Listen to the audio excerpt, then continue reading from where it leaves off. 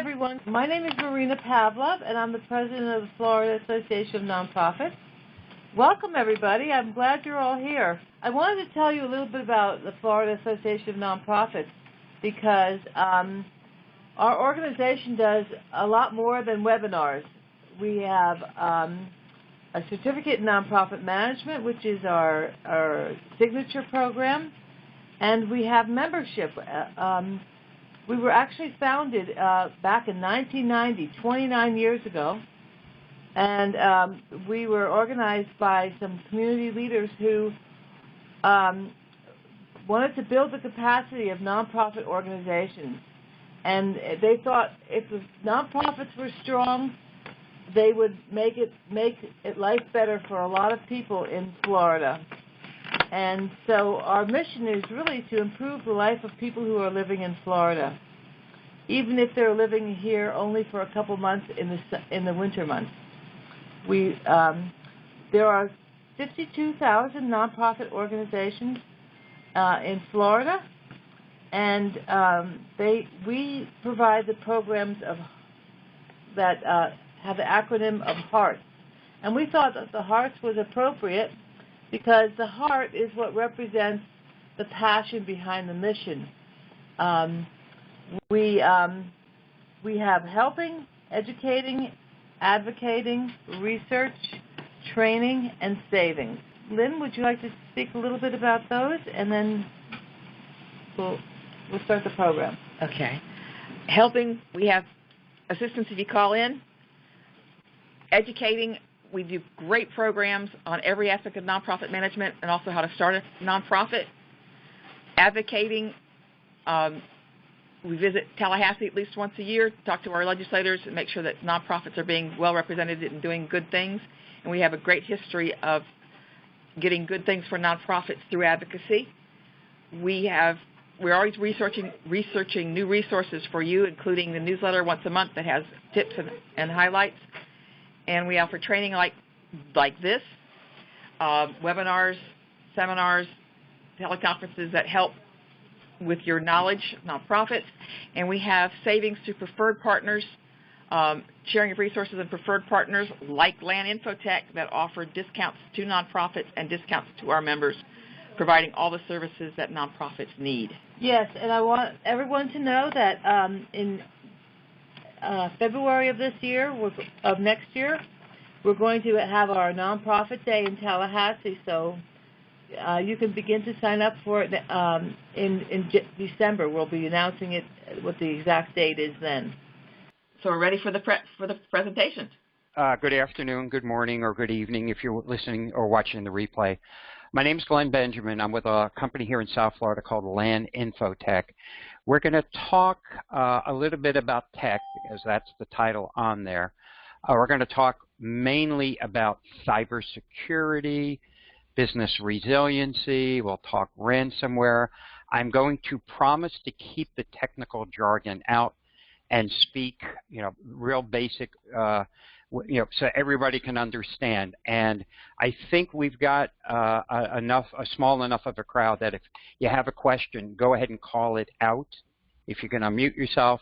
If you're not talking, please mute, especially if you're on a cell phone. So appreciate that. We're going to get started. So, and I'm going to be, sorry? The chat. You can also ask questions through the chat button at the bottom of the screen. Okay. Very good.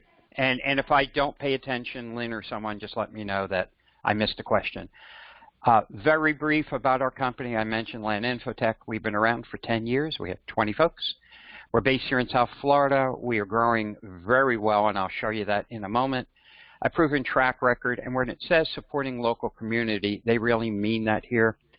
We want to make sure our community continues to grow, prosper, and thrive. We do not want any of you or any of your other companies or supply chain that you work with get impacted by some of the stuff that I'm going to show you here. And again, this is going to be best practices, very untechnical jargon is how I'm going to do this. We've gotten a bunch of awards, Small Business of the Year. You can see we're also a Microsoft partner. We'll talk about that in a bit. But on the very bottom left, we're extremely proud that the South Florida Business Journal listed us as the 5th largest growing technology company here in South Florida. So we're all very proud, and it takes a lot of hard work, and we appreciate our clients, those of you with Fano and others. We appreciate your help, and hopefully we can continue to earn your trust. Affiliations, of course, I have to put Fano here on the bottom left. You'll see multiple chambers that we belong to. We're trustees at most of these. The one that I'm going to more or less talk about for a second here is on the top right, called InfraGard. That is a joint venture with the FBI. It also has Homeland Security, and a lot of those 3-digit acronyms that we can't say live here are all based out of D.C. We get alerts on a regular basis. They are alerts not out for the general public, so we have an understanding of what's going on with other parts of the world, other parts of the country, and the region. Very important as we start to get more data about a lot of different things that we can share, and I'm going to do some sharing toward the end of the presentation that maybe will raise an eyebrow or two. And by the way, again, if you have questions or if I'm going too fast, please let me know. We do a lot of tech services. I am not going to break this down. I don't expect a lot of folks to understand all the different things about technology. That's our job. Nonprofits, that's Marina and Lynn's job. They are the experts of that. We're the experts in tech. All I'll say is if you're not sure what you need to do, either contact me directly or go to Marina and Lynn, and they can get you in touch with me. So let's talk about technology. Are you getting the full value? You know, whether you're a startup, a nonprofit, a small business, a large business, technology has really evolved, so it impacts virtually everything we do, whether it's supply chain, whether it's storing data, whether it's allowing you to operate in the cloud, and we'll talk about the cloud in a moment as well. This is all impacting, and if you're not sure what you're doing, that's okay. Don't be alarmed. There are people like us that can assist you. Again, engage when it's appropriate. I'm going to pause for a second. Do we have any tech questions? Anything in the chat box? Anything I can address? Otherwise, I will keep moving on. I will take the show of silence that no questions, so let's keep going. Office 365, I'm assuming most of you use that product or service, whether it's from a personal level or professional. There are some changes that are coming out. You're actually going to see it simply called Microsoft 365 in the very near future, probably by the beginning of the year. It is simply the Office suite of products that Microsoft offers, letting you do different things like Word, email, Excel, et cetera, all those specific product sets. However, security is top-notch on this. There are a lot of free emails out there, whether it's Gmail, Yahoo, et cetera. If you use it, please don't put any critical corporate data on that. There's no protection on that. Here with Office 365, there is. So if you're already using it, I'm assuming most of you at least have an account, we can help. We at the Glen Infotech side can help you with an evaluation. One of the issues when dealing with Microsoft, if you don't know exactly what they're doing or how they count things, bring in an expert. Don't do it on your own unless you really have someone with a solid IT background working with Microsoft. They can get very complicated, so be careful. Ask for help if you need it. We can review licensing. If you have licenses, whether it's Microsoft Office, could be server, could be anything that Microsoft, or really any service out there, let us help you with your licensing piece. What we can also make sure, well, first of all, I want to make sure everyone's aware that if you are a registered nonprofit, you get up to 10 users per account at no cost. And again, if anyone's not aware of that, please speak up now. I can elaborate further, or I'll keep moving on. So every account gets 10 users. So let me ask Marina and Lynn, I'm assuming you're taking advantage of that right now? Not yet. We're still on the old Microsoft Office. We need to do that. Okay, let's do that yesterday. Soon. Yeah, so let's talk yesterday or the day before, right? So, yeah. As long as you're certified and registered, you're eligible. So very important, if you're not taking advantage of this as a nonprofit, again, get to Lynn or Marina and they'll get to me or vice versa. Doesn't matter. Let's get this done. Any customers that are doing business in the cloud? Again, I can't talk to any of you at the moment, so I'm assuming some of you may have ventured into the cloud. Not sure what you're running, what you're trying to enable, but in case you weren't aware, as a certified nonprofit with Microsoft, you can get up to $3,500 a year in donated service credits. So you can put these servers up in the cloud, you can run storage, you can run multiple cores. There's a lot of different things you can do, and you have a credit of $3,500 a year. Any comments from the audience? Don't hear anything, don't see anything, so I'll continue to move. Again, if you're thinking of moving to the cloud, we'd love to support you. I should mention, if I didn't already, that Glen Infotech is what we call a Tier 1 partner. So we report directly into Microsoft, and we get support from them directly. So we are very good when it comes to working with the Microsoft flavor here. And certain restrictions apply. Yes, I hear a voice. Glenn, there's a question for Betty Bauman about how does she get a free account. So we just tell her that you'll contact her later, or she can contact you later. Right. My contact info is at the very last slide, but I'll be very generous and say gbenjamin@gleninfotech.com. But you'll see that at the end. But yes, Barbara will talk whenever it's convenient. Appreciate that. Okay. Again, certain restrictions apply. You know, the attorney's got to make us put that kind of disclaimer in there. But again, certified, registered, nonprofit, you're in great shape there. This is something that comes really close to home with us here at Glen Infotech. We can assist you with a free consultation to find funding opportunities with grant writers. I know we've done a ton of work previously with the folks here at FANO. We can obviously work with you, all the attendees, and anybody else that's associated with FANO. There's, according to what we have, are over 140,000 grant makers. So once you kind of give us some idea as to what you're looking for, we can zero in and help you find what you're looking for. I'll ask Lynn or Marina any comments, because I know we've worked with you for a long time on some of this stuff. Anything you want to add? We have a very successful program, and people have been able to find grants and apply for them and then actually get them. So thank you very much. Yep. Yeah, so again, we're here to help. By the way, this does not have to be focused on technology. It could be for anything that you're trying to establish. You're trying to build a laboratory inside of your campus. You need whatever it is to be successful in business. We can search on that, so don't focus just on technology. We'll help you with whatever your requirements are. I'll move on.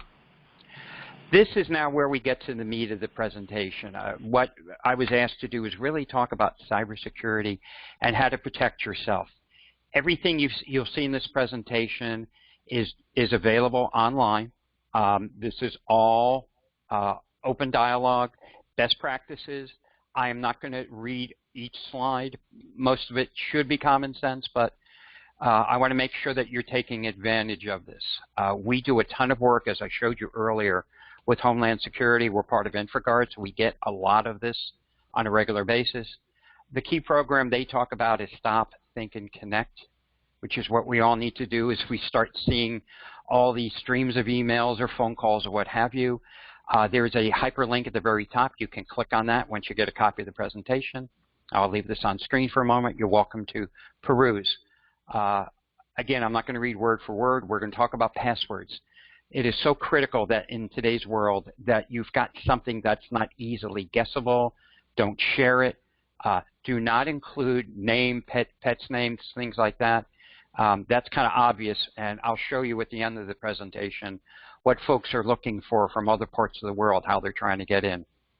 Again, avoiding common words. You can replace letters with special characters. That's always a good one. Real important, keep your operating system, your browser, your computer, server, all of that critical infrastructure updated. If that's something you don't know how to do or you're uncomfortable, let us know. We'll have a discussion. From a personal perspective, have an open dialogue with friends and family. Let folks know, hey, I just saw something that doesn't seem right. Be sure to share it. Don't put the link in if you're going to email it to somebody, but hey, this doesn't look right. Did you send this to me? it's okay to ask or pick up the phone and call them. That's always good.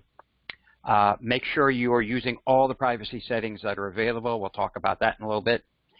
And I think we all get probably every day some offer online selling us something. And if it really sounds too good to be true, it probably is too good to be true. So be extremely careful. We're going to dig in a second here on some of this stuff as well. This comes from the U.S. Computer Emergency Readiness Team. Again, all of this is available online. I'm just giving you some snippets. It says here that about 44% of small businesses have been a victim at $9,000 per attack. I'm going to show you where that number is much, much larger in a few slides. Almost 60% of small businesses don't have a contingency plan. I think I mentioned earlier, I'm a certified business resiliency manager. So part of my world is what if? What if that happens? What if this happens? Do you have a plan you can refer to? You have it in a 3-ring binder on your shelf. You have it copied online in the cloud. And have you tested that plan, let's say, once or twice a year? That is critical stuff. You're seeing some repetition. Make sure your computer is equipped with antivirus. Spyware should be updated regular. Secure your internet with firewall. Encryption, which is kind of a techie word for protecting the data. So if somebody does steal your data, all they see are a bunch of ones and zeros. They can't figure out exactly what that is. And hide your Wi-Fi network. We'll talk about Wi-Fi in a little bit. Make sure your company or organization has security practices and policies. Don't just leave this to chance. Put something together that everybody in your company needs to know about. When it comes to education, make sure your employees or your associates are educated. We at LAN can help you with some of that training. We can also talk about testing vulnerabilities and such. Please hold your employees accountable. Make sure they use strong passwords and change them often, and you can drive that. Very, very important is data loss protection software. I will cover it very briefly where all of your data is backed up somewhere else. Don't back it up in your office on a separate drive. So if something happens to your office, all your data is lost. You want it protected somewhere else. And the rule that I use as a resiliency manager is you typically want 3 copies of your data, especially the critical stuff. You want it in 2 places, and you even want it on 2 different types of media. Yes, a flash drive. Even digital tape is better than nothing. Be sure you're using at least multiple types. And we talk about protecting pages on public-facing websites, not just the checkout and the sign-up pages. You got to protect everything. We'll get into that in a little bit as well. This is a real busy slide. Again, I'm not going to cover word for word. This comes from a variety of sources, whether it's SBA, where they have some training material. They have the Stop, Think, Connect. That is real important. I've left that link there. I've even got the FCC, their Small Biz Cyber Planner, how to create custom plans. All of this is free, and if you can handle on your own, that's great. If you need help, you know where to go. I've even got the U.S. Chamber of Commerce here that's showing you best practice, securing networks. Again, I don't expect you all to be that technical. When you need help, raise your hand. Don't be ashamed. And someone, if it's LAN or some other company, is there to assist. This is real important. The dangers of public Wi-Fi. I'm not going to ask for a show of hands. We've all used public Wi-Fi over the course of time. This, unfortunately, my friends, is where a lot of the leaks and a lot of the hacks are occurring when we go to a Starbucks, when we go to an airport, and please never use public Wi-Fi at an airport. It is loaded with saboteurs trying to get in on your information. It talks about at the very top PII, personal identifiable information. That is your social, your driver's license, your address, your phone number, date of birth, all of those things. Never put that on a public Wi-Fi network. Never, ever. Because in many cases, this could be a fake public Wi-Fi network. And what they're literally doing, if you log in that way, is they're looking at your keystrokes as you type. And they can peel that information apart in seconds. So don't use public Wi-Fi unless you use something called a VPN, Virtual Private Network, which again encrypts your data. The so-called criminal will only see ones and zeros. This way, your information is, as it says, shielded and not generally available. SSL, Secured Socket Layer, that's another way of protecting your data should you have to use public Wi-Fi. Again, we're going to encourage you not to. For those of you that have mobile phones, and I can't even imagine who doesn't have a mobile phone nowadays, invest in an unlimited plan so you don't have to hit public Wi-Fi as best you can. And if you have no signal from the wireless carrier, I realize that's a problem. But invest in an unlimited plan. They're in the, I'm going to guess, in the $100 range, give or take. And this way, you just use the hotspot from your phone as opposed to using a public Wi-Fi that you may or may not know where it's coming from. Please never, ever, ever turn on. Please turn off sharing. Never use it anywhere on public Wi-Fi. I don't think I've ever used sharing at all. Something I would avoid, and check the settings on your devices to make sure you're not sharing across the network.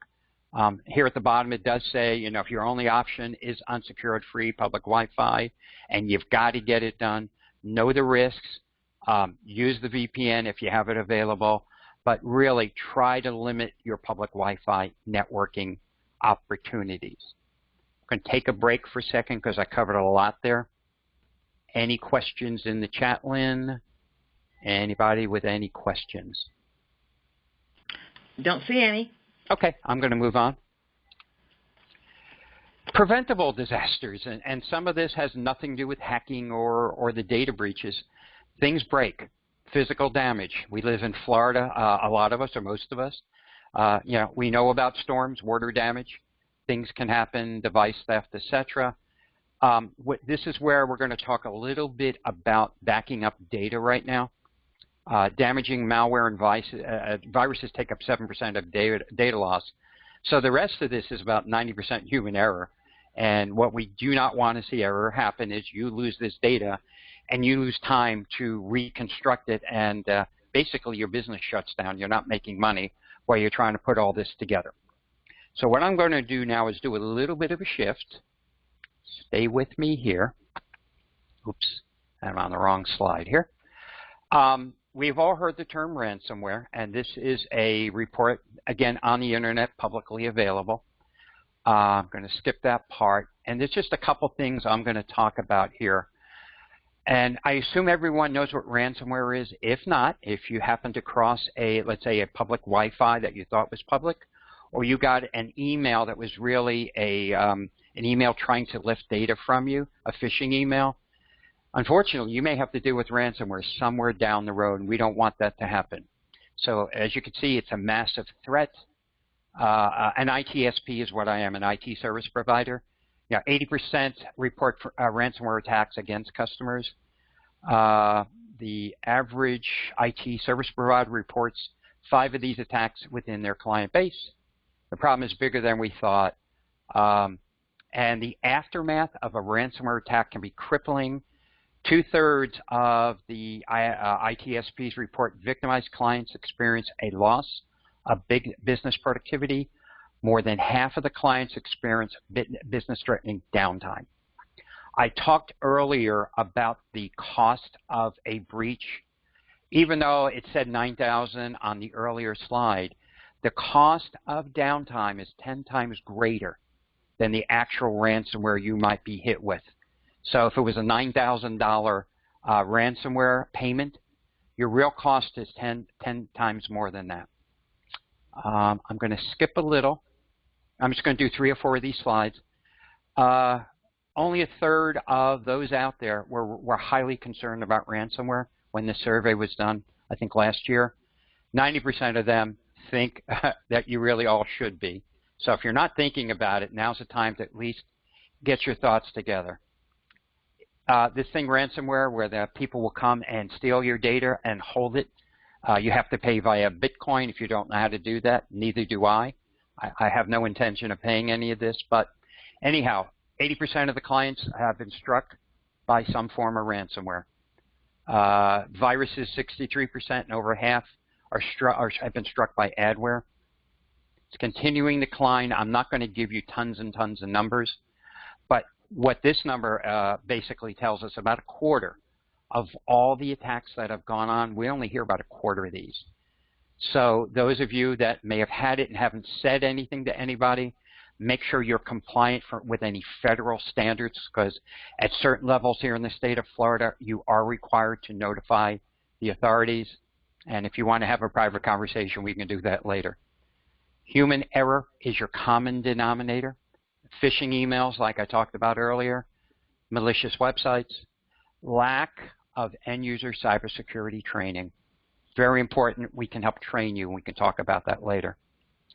I'm going to skip this entirely. I'm sure some of you have been to Atlanta in the past year or two, and last year they were hit with a ransomware attack. Only $51,000. They were down for 5 days. So it started on the 22nd, came back on the 27th. Officials had to request, 3 months later, June 6th, that they needed $9.5 million to replace equipment that was hit during those attacks. So the total cost, what started out as $51,000, was $17 million. Does that raise anybody's eyebrows? And again, I know I can't hear anybody. Glen, anybody chatting for us here? Nope, no comments? Wow. That is a lot. That's a lot of money. And we all know about the city of Riviera Beach, which is just a little bit north of where I'm sitting. Their ransom was $600,000. There was one near Jacksonville called Lake City. It was about $400,000. But even though they paid, and some don't pay, by the way, City of Baltimore did not pay, and they spent millions and millions fixing it. The bottom line is, for what would have been very simple procedures, best practices, and yes, we can talk about cyber insurance in case this ever does get through. Look how much time they lost and how much money they spent. So, no comments from the audience, I'm assuming. Oh, yes, there's a comment from Betty Bauman in the chat. And can you read it, because I can't? What I do with ransomware is immediately pull the plug off the computer before it infects my network. Is that fast enough? And that is So the truth of the matter is, Betty, when you are hit with ransomware, and let's hope it never happens, the typical perpetrator has been in your system about 200 days before they initiate the attack. And the reason they're there is they get in somehow, but they don't say a word. They're sitting there idle until the right piece of information shows up in the system. Let's say you all got a big payroll, you won an award, you won the Publishers Clearinghouse, and you're getting millions of dollars. Guess what happens when the perpetrator sees it? They then seize your equipment, they freeze you. So yeah, unplugging is probably practical, Betty, but at that point they got you. So then you have to make the worst business decision of any CEO. Do I pay ransom, or do I try to work around it? I don't have a clear-cut answer. It's going to be up to you all, and it also depends what data they got their hands on. So again, that's a separate conversation, Betty, we can have later today or tomorrow, but it's not going to be pretty. Unplug it, sure, that's fine. But either way, they've already got you. They've encrypted, in other words, secured your data, so you can't get in there without paying via Bitcoin. And if you pay via Bitcoin, is there a guarantee they're going to give you the money? Your guess is as good, or give you your data. Your guess is as good as mine. And I'll pause for a second if there's any response. Anybody else? Betty said, eek. Eek. Okay. Is that with 3 E's or 4? So 3. 3. Okay. So we're going to go to what I'm going to call, I'll call this the awakening. I'm going to make sure that you all can see this on my screen before I do anything. Do you see something that calls digital attack map, Glen or Marina? Yep, we got it. Okay. This is publicly available. Everything I'm giving you is out there for you to use as you see fit.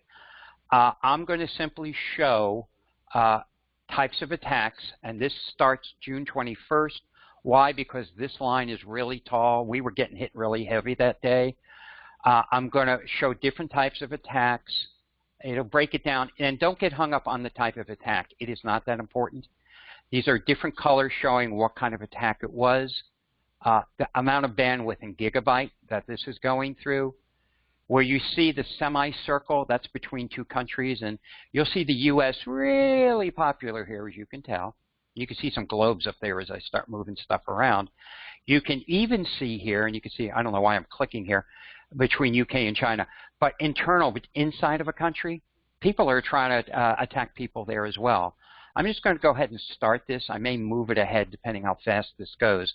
But this has about 4 or 5 years of data showing how attacks occurred, what types. This should start moving any second, yeah. I'm seeing it moving. I don't know if you all on screen can see all that. Do you see movement on the screen? Yes, we see it.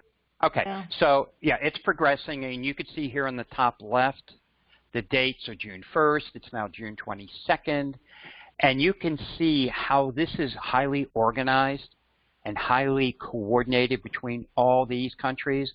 And you can kind of see where they're focusing on, this little country called U.S. They are going after us in a very serious way. When I look at this, I don't know if any of you remember a movie from a long time ago. Look at all that orange, by the way. Look at how that all is cascading. Anybody remember a movie called War Games? Starred a very young Matthew Broderick, where they were doing the simulated war against all the countries, and he broke the code. Anybody remember that? Or am I really dating myself and I'm old as dirt? Is that how it works? Okay. No, it's not that. It's just that we don't watch TV. Oh, okay. Okay, that's cool. Jose remembers it. What was that? Jose said yes. Did he? Okay. He remembered. So this, unfortunately, is real. This is not fake. These are countries going after themselves, going after us, so on and so on and so on. What I'm going to do is advance this just a little. I'm going to try to show the past week if I can. Obviously what this is these are people that are, nefarious. They are not good fun people. I'm in October here now, that want to steal our data. They're going after us. Even if they don't steal the data, they want to block us from being able to do business. And again, you can see this cascading all over the place, and I'll let this run for another minute or so. But this really emphasizes the point that, folks, it's time to take action. Putting your money into data under the mattress doesn't really work very well. By the way, this is a very light day here on October 15th. I don't know why, but it'll brighten up here in a second. So, the idea is, think about what you all have at risk. It may not be all of your data. It may only be certain ledger information. It may be customer data. It may be the people that you get donations from. And if you prioritize, hey, that's the stuff I got to protect first, we're fine with that. If somebody steals your Facebook pictures, it's not that big a deal. You'll survive. But if somebody takes the mission critical data that will take days, weeks, or months for you to recover, that's not good. So, this moving chart, hopefully awakens everyone here to say, let me do something, start somewhere. And if it's just protecting your passwords, doing your backups, following these processes, that's great. But if you're leaving stuff out there that is not protected and it's taken and we get that nasty gram that says, we got your data, you got to pay us 3 or 4 Bitcoins to get this released, that's not a conversation we all want to have together. That's really, actually I do have one more slide, I forgot. I got to put my one slide back up here that says, that's me. So that's what I had for the presentation. I tried to make this fairly quick, not very technical. You can see I am here with Glen Infotech. I am a certified business resiliency manager, which basically gives me the right to ask what if about 1,000 times. And my phone number, email, yes, you can hit me up on Twitter and Skype, it's fine by me. But what we want to have is, a real open dialogue as to what you're doing and this will be private, of course, we don't need to do it here, but we can have that separate conversation with Betty or anybody else, Barbara, that, has some questions and what are the next steps. And with that being said, do we have any questions, Lynn, from the audience? You can open up mics or hit us up in the chat. This is Marina. Is there any warning or is there any like malware or anything that can spot when somebody's going to steal your data, the ransomware? Yes. I mean, there are notifications. There are two questions I will ask, and I'll do the same thing with Barbara later. The two questions I'm going to ask are, how long are you willing to be out of service if you're hit by something? And something could be anything. It doesn't have to be malware or ransomware. How long can you tolerate? If you tell me I can deal, Glenn, with a day or two, I'm fine. It's not as critical. If you tell me it's an hour or two, it's a different conversation, much more in-depth. And then the second question I ask, how long are you willing to wait till I can restore all your data? So anything that I've backed up, if you tell me, Glenn, a day or two, it's okay, I'm out fishing it down in the Keys, don't worry about it. Or if I need it back within 15 or 30 minutes, we can do it that way. So, there are notifications, Marina.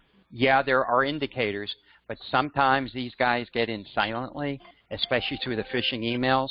And if we don't have the proper updated software, the latest and greatest of whatever needs to be done, this can slip by you.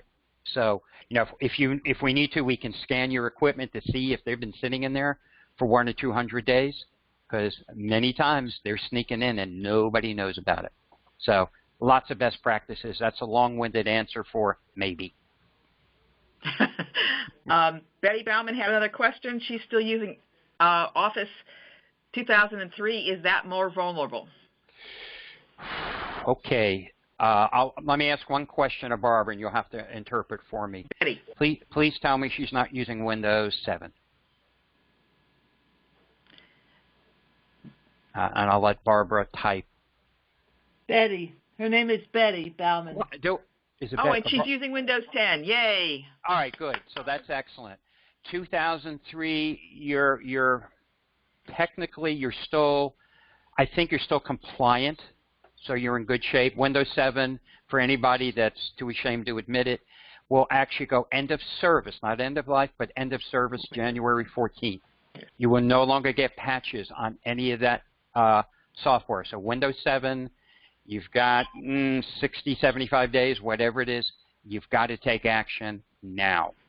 But I think, Barbara, you're okay for the moment. Let's talk about other things when we get online. Glenn, you keep calling Betty Barbara. Okay. I see a Betty Bauman or a Barbara Ammertrout. Which one is it? Betty has been asking questions. Sorry, Betty. Barbara's my apologies. I owe you a cup of coffee. My bad. There you go. Yeah, I'm terrible with names. That's why I have to put my name at the end of this because I'll forget. What other questions, concerns, comments? Did I go too fast? Do I need to repeat anything? And you guys are looking at the screen, so I'll trust that. Yes. Okay. Yes. Damien asked what VPN software is good. Wow, there's a couple dozen. And this is more educational, so I'm not going to be pitching any products at all. But there's a variety, and believe me, we can talk offline. But there's a good couple dozen that I would use, especially on your mobile devices. You can put VPNs on your smartphones, tablets, etc. Make sure those are in place. I probably should have covered that earlier. So, and Damien, we can talk offline as well. Okay. And Betty also asked, is there anyone who can help her upgrade G Suite that funnels emails into one? Probably. I'm not sure if we would do it, but I would certainly get a partner involved that deals with G Suite. We're primarily Microsoft. The good news about being a nonprofit is we'll get that to you at no cost. And I know G Suite is also no cost. So if you're looking for something with a bit more security, Microsoft has it. But certainly we can talk, and I'll find the right person that can help you with G Suite. Thank you, Glenn. That's it. We're good? Well, thank you for everybody for attending. We thought it was very informative. And we'd like to thank Glenn for his expertise. It was really wonderful. If there's no more questions. The Certificate Nonprofit Management Intensive is going to be not this weekend, but next weekend. So if you want to attend, or if you know anybody that wants to attend, please get the word out. We still have about 4 slots left. It's in Bonita Springs. It's a resort. So you can bring your significant whatever and let them have a good time while you learn all about nonprofit management. We also have a really cool meet and greet coming up at the Ritz in Ball Harbor, which is next week. The 14th. So everything is online on our website. Keep up with what we're doing. We got lots of good things going on. And like us on Facebook, LinkedIn, and Instagram. Like us. We like you. How about Twitter? Thank you, Glenn. Do you have a Twitter account too? Do we have Twitter? We do, but we don't use it. Okay, well, I do. You can see it on my screen here. Cool. All right. Thank you so much. If there's no more questions, the meeting's adjourned, and we really appreciate your attendance. Thanks, everybody.